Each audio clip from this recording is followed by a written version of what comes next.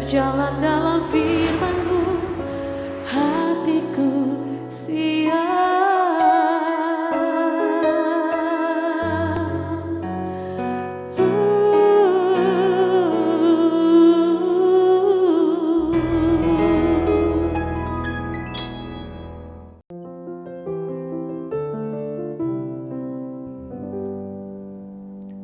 Salam, God lover yang dikasih Tuhan. Senang boleh kembali bersama saudara semua dalam program Raise and God malam hari ini.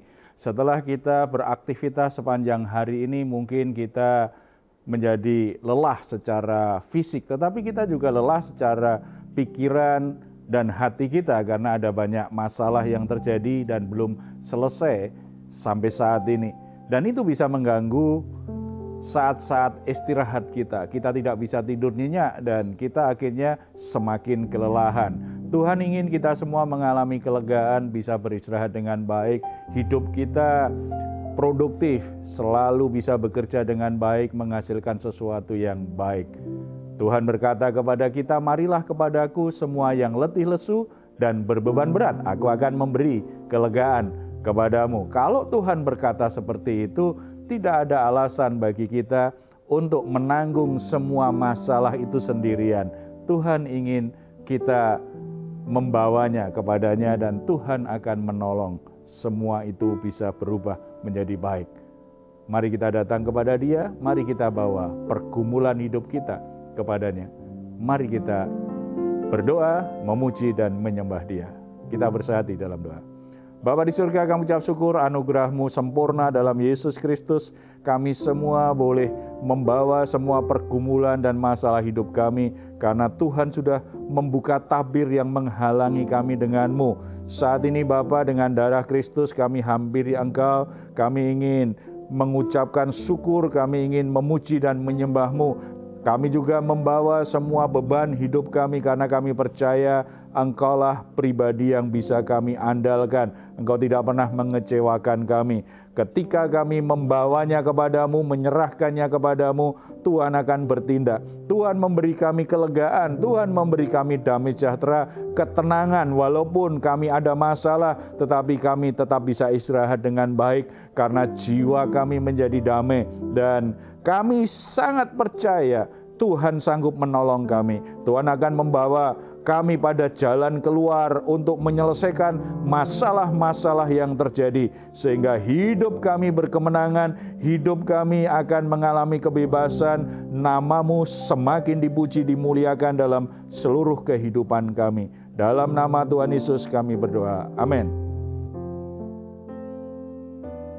Bersyukurlah kepadanya. Dia sangat mengasihi dan mencintai kita.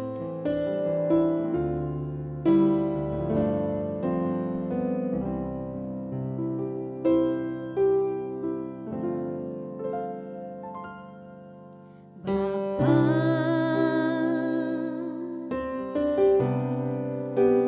Engkau sungguh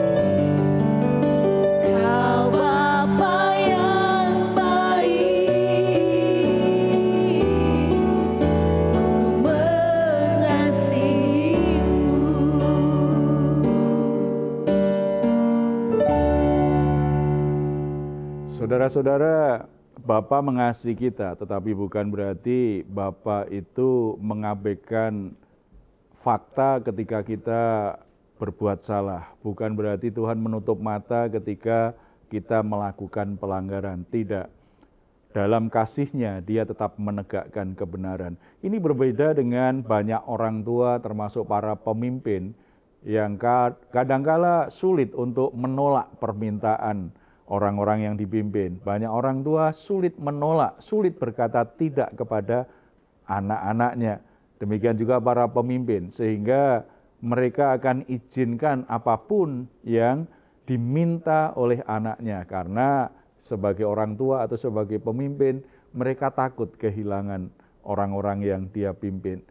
Ini sebuah kesalahan, karena jika pemimpin tidak berani berkata tidak untuk permintaan orang-orang yang dipimpin yang menyimpang dari kebenaran, maka dia sedang menjerumuskan orang-orang yang dipimpin ini pada kesalahan, pada pelanggaran, dan bahkan pada dosa di hadapan Tuhan. Sebelum kita sharing lebih lanjut tentang hal ini, saya ingin ada yang berbagi bahwa yang saya ceritakan tadi, ini banyak terjadi di sekitar kita.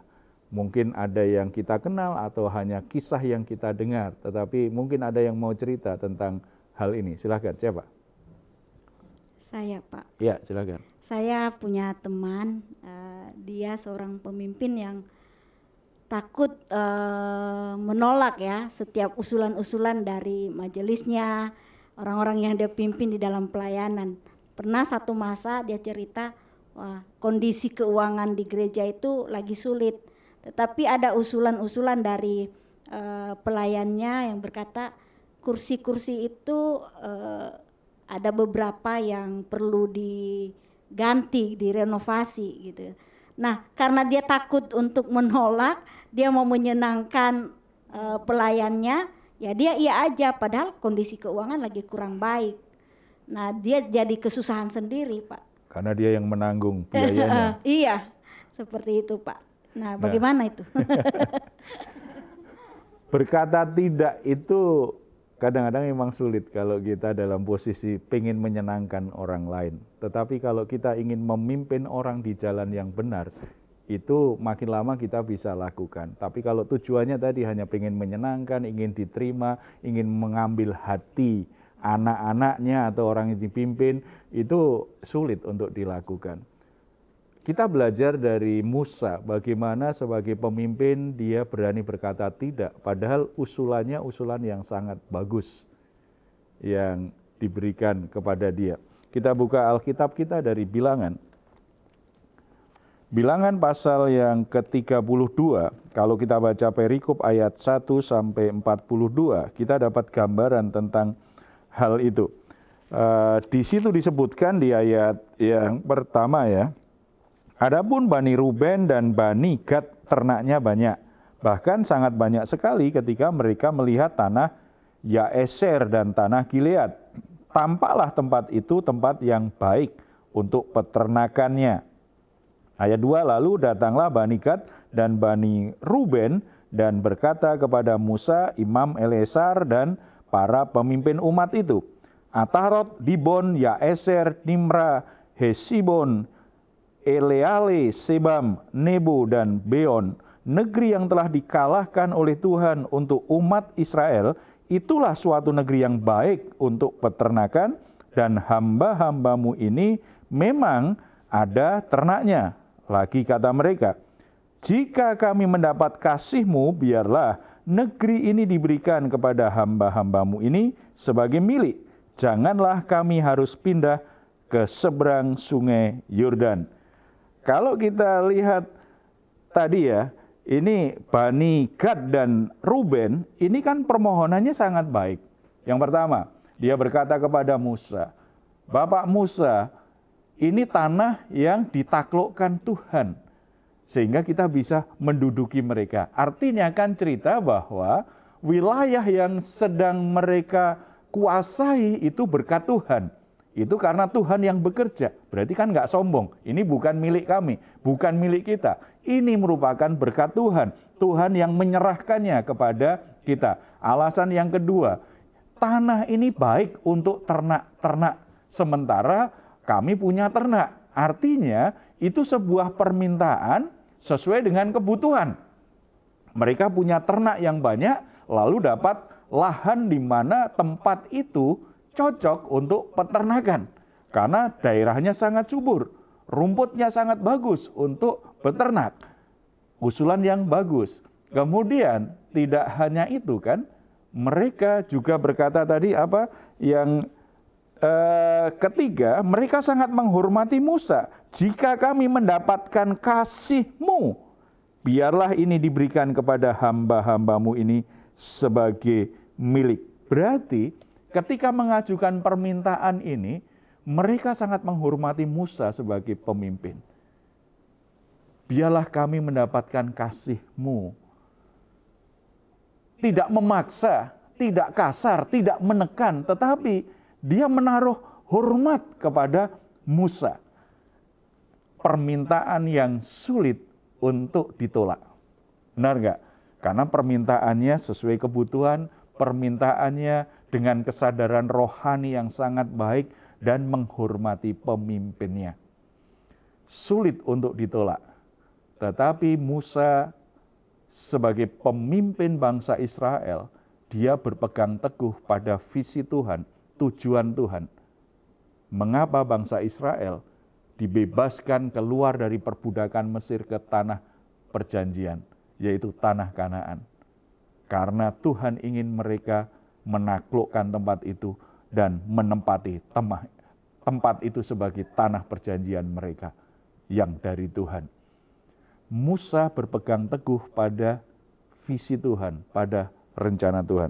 Kita baca selanjutnya ya. Ini yang menjadi alasan kenapa akhirnya Musa dengan tegas bisa berkata tidak. Tidak, aku nggak setuju dengan permintaan kalian. Coba perhatikan ayat 6. Jawab Musa kepada Bani Gad dan Bani Ruben itu, masakan saudara-saudaramu pergi berperang dan kamu tinggal di sini? Mengapa kamu hendak membuat enggan hati orang Israel untuk menyeberang ke negeri yang diberikan Tuhan kepadanya? Ini yang pertama, alasan pertama. Mengapa Musa langsung menolak hal itu? Sebab Musa tegaskan, negeri yang dijanjikan Tuhan itu tanah Kanaan. Kita semua harus menyeberang sungai Yordan ini. Disitulah tempat yang Tuhan sudah siapkan bagi kita. Nah, kalau kalian berhenti di sini nggak mau ikut nyebrang, karena kalian merasa dapat tempat yang terbaik untuk membangun masa depan, ini tempat yang cocok untuk beternak, maka itu akan melemahkan saudara-saudaramu yang lain, dan mereka bisa cemburu nanti. Gad dan Ruben kok boleh hanya berhenti di sini, tidak menyeberang, tidak lagi berperang. Karena di seberang sungai Yordan masih banyak suku yang harus ditaklukkan. Musa berpegang pada janji Tuhan, pada rencana Tuhan. Ini jawaban yang sangat baik sekali. Penolakan Musa terhadap Gad dan Ruben, alasannya adalah rencana Tuhan, tujuan Tuhan. Pemimpin harus berani berkata tidak ketika permintaan itu akan membuat anak buahnya menyimpang dari jalan Tuhan, menyimpang dari tujuan Tuhan. Walaupun itu permintaan yang sangat baik, permintaan yang sangat masuk akal, tetapi pemimpin harus berani berkata tidak. Alasannya bukan subjektif, dalam arti aku nggak suka. Bukan, karena aku nggak suka, makanya aku nggak setuju dengan usulanmu. Karena itu tidak sesuai dengan keinginanku, makanya aku nggak setuju. Itu namanya alasan yang subjektif, hanya berdasarkan perasaan, keinginan, dan kepentingannya sebagai pemimpin. Tidak, pemimpin yang baik, pemimpin yang dipenuhi dengan hikmat Tuhan, pemimpin rohani maupun orang tua berkata tidak, itu karena berpegang pada kebenaran Tuhan, berpegang pada jalan-jalan Tuhan. Aku tidak setuju karena ini tidak sesuai dengan ketetapan Tuhan. Aku tidak setuju karena apa yang engkau minta itu akan membuat hidupmu nanti akhirnya gagal mencapai tujuan Tuhan. Karena apa yang engkau minta ini membuat orang lain itu jadi lemah imannya, membuat orang lain kehilangan fokus, membuat orang lain cemburu. Itu penolakan yang bijaksana, yang tujuannya adalah mendidik dan mengarahkan orang-orang yang dipimpin itu tetap pada jalan yang benar sesuai yang Tuhan rancang. Kemudian kita baca ayat selanjutnya. Ayat 8, demikian juga dilakukan bapa-bapamu ketika aku menyuruh mereka dari Kades Barnea untuk melihat negeri itu. Mereka berjalan sampai ke lembah Eskol melihat-lihat negeri dan membuat enggan hati orang Israel sehingga mereka tidak mau pergi ke negeri yang diberikan Tuhan kepada mereka. Maka bangkitlah murka Tuhan pada waktu itu dan ia bersumpah bahwasanya orang-orang yang telah berjalan dari Mesir yang berumur 20 tahun ke atas tidak akan melihat negeri yang kujanjikan dengan bersumpah kepada Abraham, Ishak dan Yakub oleh karena mereka tidak mengikut aku dengan sepenuh hati. Bahkan kalau kita baca ayat 14, dan sekarang kamu bangkit ganti bapa-bapamu suatu kawanan orang-orang berdosa untuk menambah lagi murka Tuhan yang menyala-nyala kepada orang Israel. Jadi di sini Musa itu mengingatkan mereka, kalian harus bijaksana ya, kalian tidak boleh mengulangi kesalahan orang tuamu. Orang tuamu melakukan yang seperti ini. Tuhan sudah suruh mereka berjalan, mereka maunya di tempat yang mereka suka. Dan akibatnya Tuhan murka membuat mereka tidak berhasil sampai tanah perjanjian.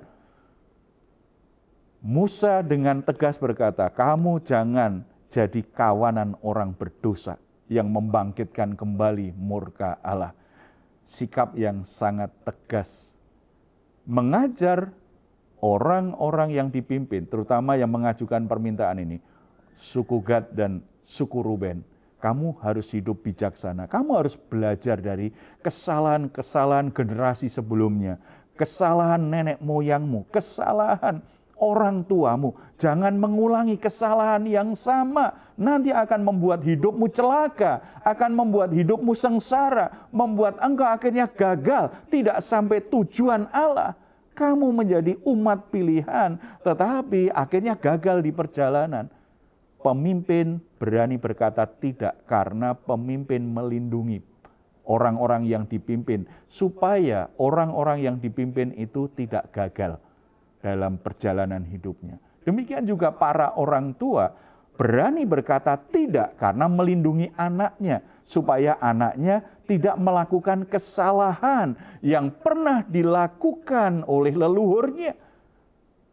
Supaya anak-anaknya bisa sampai pada masa depan yang terbaik. Saudara-saudara, bagi para orang tua, harus berani berkata tidak terhadap permintaan atau keinginan anak. Bukan karena tadi maksud subjektif, karena kita nggak suka, tidak cocok dengan selera kita atau pikiran kita, tidak. Karena kita melindungi anak kita, supaya dia tidak menyimpang dari jalan Tuhan. Supaya mereka tidak mengalami nasib yang buruk di masa depannya.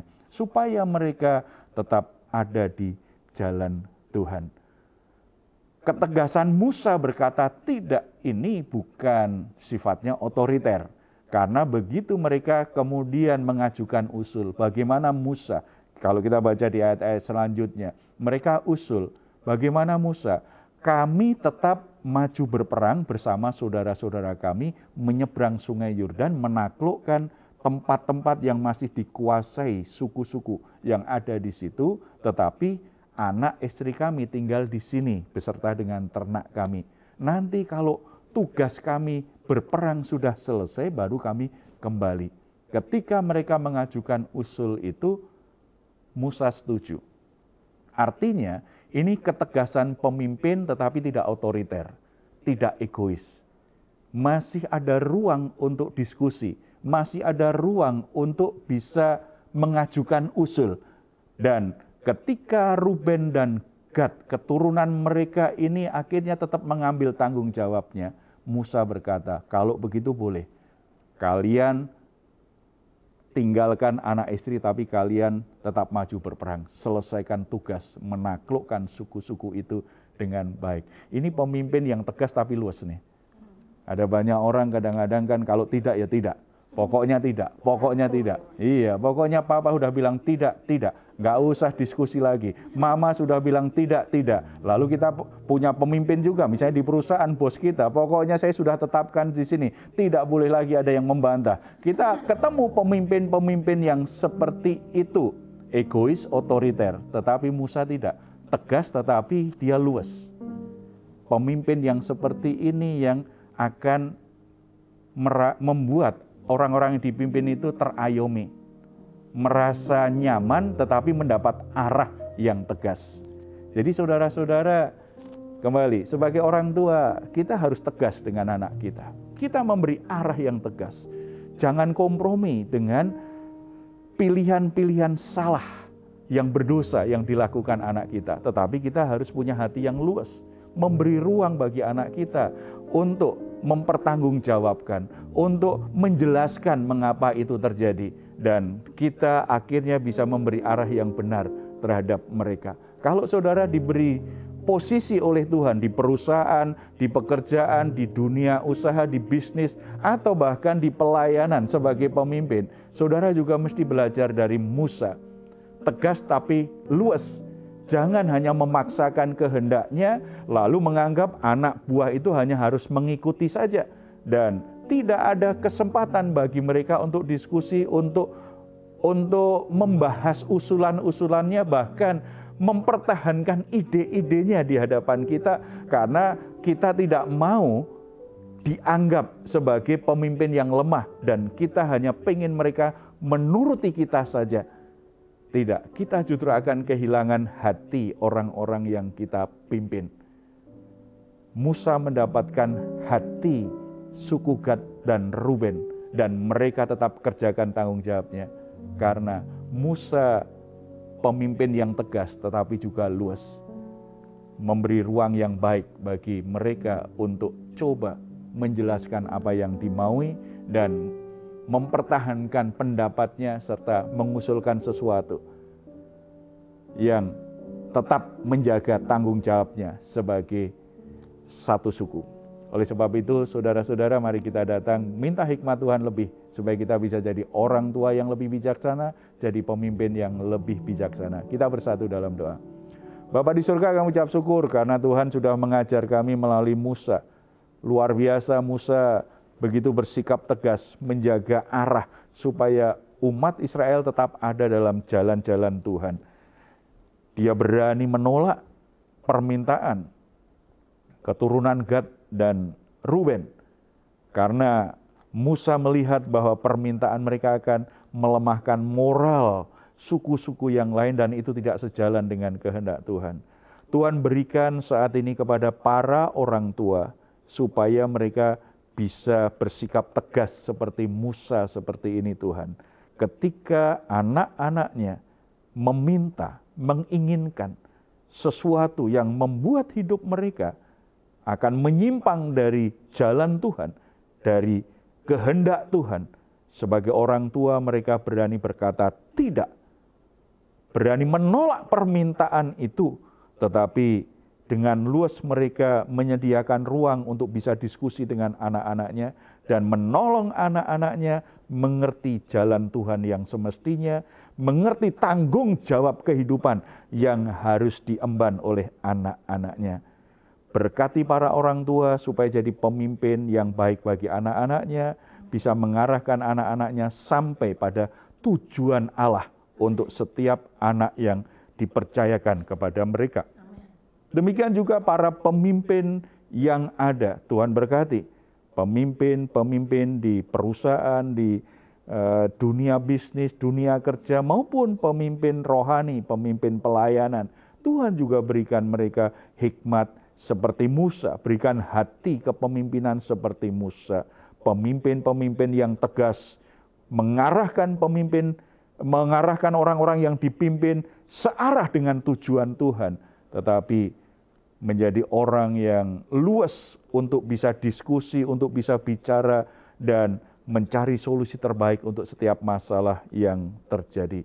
Berkati para pemimpin gereja, berkati para pemimpin-pemimpin di dunia kerja, anak-anak-Mu yang Tuhan tempatkan di posisi-posisi kepemimpinan. Tuhan berkati melalui hidup mereka, orang-orang yang dipimpin itu diberkati Tuhan. Orang-orang yang dipimpin itu hidupnya berjalan searah dengan ketetapan Tuhan. Nama-Mu dimuliakan Bapa, dalam nama Tuhan Yesus. Amin. Puji Tuhan. Saudara-saudara yang dikasihi oleh Tuhan Yesus Kristus, berani berkata tidak, itu bagian dari kepemimpinan yang efektif. Tetapi jangan egois, tetap sesuai dengan arahnya Tuhan. Kalau saat ini saudara sedang mengalami pergumulan-pergumulan yang berat, saudara membutuhkan dukungan doa, silahkan menuliskannya di nomor telepon yang ada di layar saudara. Tim doa kami akan mendukung saudara dalam doa. Doa kami, harapan kami senantiasa saudara diberkati Tuhan, saudara ditolong Tuhan, saudara mengalami kuasa Tuhan yang dahsyat itu. Kalau saudara ingin memberikan komentar, silahkan menuliskannya di ruang komentar yang ada di ruang komentar Diaspora Channel. Kami tunggu. Mazmur 4 ayat 8 sampai 9. Engkau telah memberikan sukacita kepadaku lebih banyak daripada mereka ketika mereka kelimpahan gandum dan anggur. Dengan tentram aku mau membaringkan diri, lalu segera tidur. Sebab hanya Engkaulah ya Tuhan yang membiarkan aku diam dengan aman. Puji Tuhan, selamat malam, selamat beristirahat. Tuhan Yesus memberkati kita semuanya. Salam. Ku berikan syukurku buat